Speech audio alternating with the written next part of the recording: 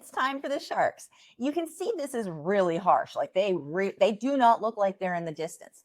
In my case, I'm going to use an airbrush and airbrush white over all of the sharks to tone them down. But if you don't have an airbrush, all you're going to do is take your white and you can either dry brush, so there's just a tiny bit of white paint on the brush, and you would brush over the sharks and it'll push them back. It'll make them look like they're off in the distance, just like the airbrush is going to do for me.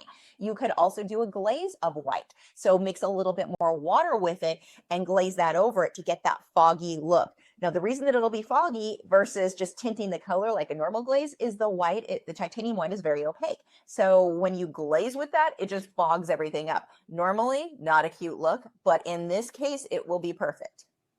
Now notice that I am not putting a lot of detail in either the sharks or the fish. This is a mistake I often see people make when they're painting marine life like this. I want these fish and the sharks to look like they're very, very far in the distance. If I start putting detail in that, it pulls them forward and you lose the depth that the piece needs. In order to get that depth where you really feel like they're out there, they're out deep in the water behind the octopus, we do not want a lot of detail. I'm giving a hint of some lights and darks, but not a lot. I'm also using the exact same colors I used in the background and in the cave. It's just my dark blue, black, and white.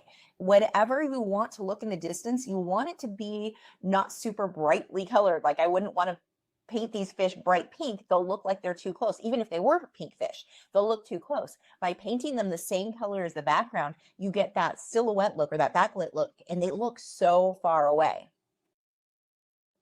Now watch how I can take the airbrush and push all of this back even farther by airbrushing white over it. And again, you don't have an airbrush, you're just going to dry brush or glaze white over it. That works as well. I'm going a little bit over the cave just to soften that edge, and I'm just going right over the shark.